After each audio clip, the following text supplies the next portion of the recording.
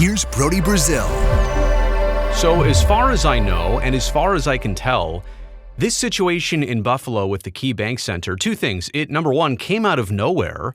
And number two, it's under a pretty serious time crunch to the extent that the county wants to wipe its hands of this building. The city wants nothing really to do with taking it over. And so it makes me wonder, could this arena soon be flat out abandoned? Now, I know that's harsh terminology, and the thought of it being empty and dormant and closed up and locked up, that's a pretty extreme thought. But based on the way things are going right now, I don't necessarily see how this comes to any instant resolution. And as I mentioned, there's a huge time crunch. More on the situation in just a second. But first, let me remind you what KeyBank Center is. It opened up in September of 1996. So about that 30-year-old mark of age right now. Construction for $126.7 million. Seats 19,070 hockey fans, different attendance and capacity figures for the different events that it holds. But it has hosted the NHL and National Lacrosse League since 1996. So hockey and lacrosse are the two primary tenants, including obviously the Buffalo Sabres. It has also hosted indoor soccer as well as arena football and concerts and a bunch of other events. But the most important thing here is that it has been owned and operated for 30 years as contractually obligated by Erie County. That was the way this building was set up.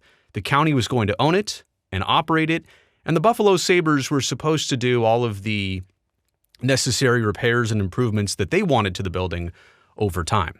But here's the thing, that 30-year mark for Erie County, it's now coming to an expiration. And so the situation is this: the county's 30-year term of ownership, it ends on October 1st, 2025. And as of just about 2-3 weeks ago, the county has said it is now their intention, quote, their intention to walk away. Like, there is no new lease. There is no new deal. They do not want anything to do with KeyBank Center now that it's 30 years old. And so contractually, right, this was all set up well in advance for the building's construction and obviously operation over 3 decades. The ownership of this building is now going to revert to the city of Buffalo. But there's just one huge problem with that. Well, two problems, actually. Number one is that the building is believed to be $200 million in need of renovations. So you've got a building that needs some help, some spicing up, maybe some fixing. I don't know to what degree this $200 million is needed, but they do say that there is a believed number of $200 million in arena renovations that need to happen for this building, the KeyBank Center. But then here's the other part of it. The city of Buffalo has no way to pay for any of this. They don't want to take it over. They not only don't want to take it over, they don't want to be on the hook for the $200 million at least in repairs and improvements for this building. The city's current capital budget for 2025 in total, $38 million. Where'd I get the 0.5 from? So you're thinking $200 million in repairs, even if it were spread out over 10 years, that's $20 million a year. That's basically half of what this year's capital budget is for the entire city. Not to mention the city is already facing a $50 million budget deficit. So you've got a city of Buffalo which is not in great shape already. And now, contractually, this building is like, oh, here you go. County's done with it. It's on you, city of Buffalo. And again, this is the way it was laid out. So it should come as no surprise to anybody. But the fact that the county is now backing out of the deal, that they don't want anything to do with it, it's going to go on the hands of the city of Buffalo. The proposed budget for the next fiscal year for the city of Buffalo already includes an 8% property tax increase, a 3% bed tax.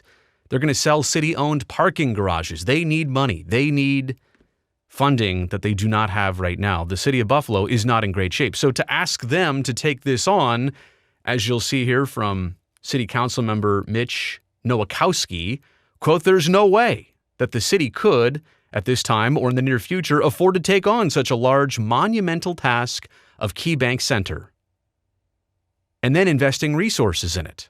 So not only taking it on is a problem, but the $200 million that everybody is expecting to some degree, also very much a problem.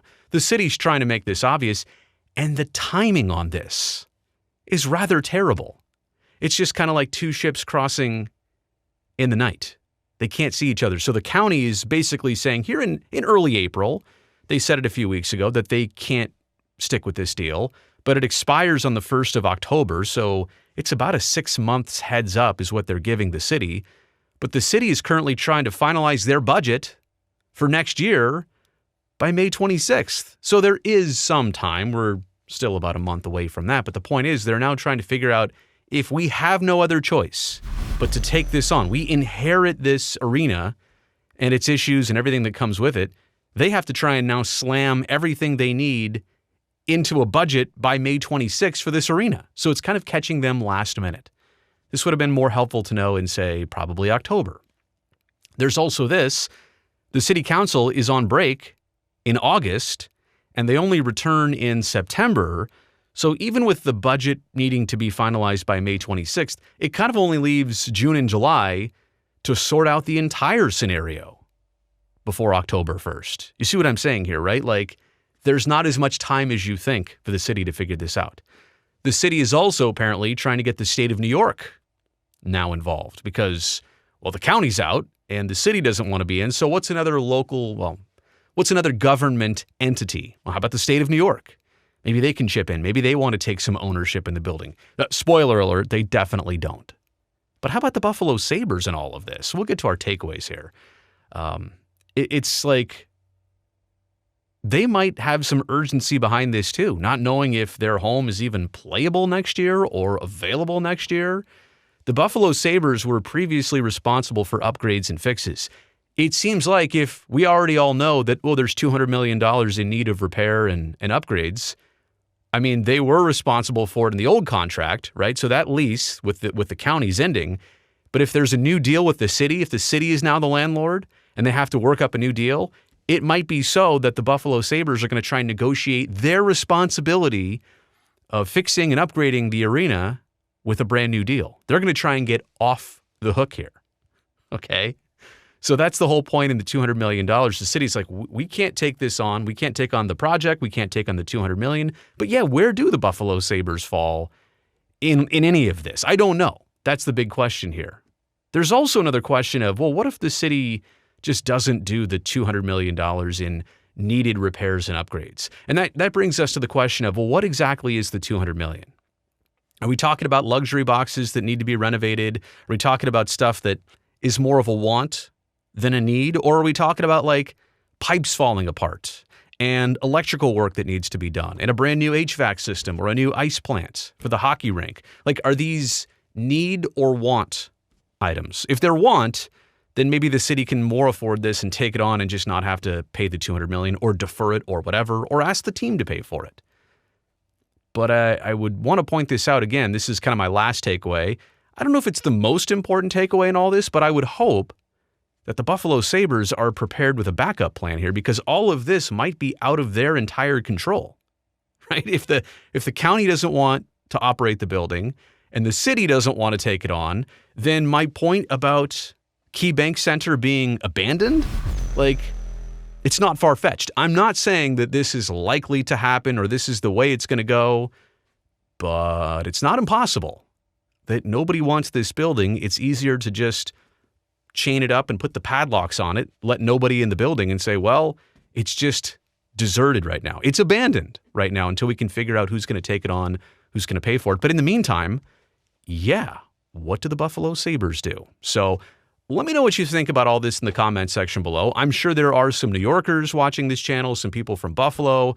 I would especially like to hear your take, your input on this entire situation. Again, it's kind of new to me. I didn't know this was a thing. Did a little research, figured out that it just kind of cropped up within the last couple weeks. And now there's a pressing time crunch to try and figure this out. Thumbs up down below. That'll greatly help me, this video, and this channel out. And one more thing.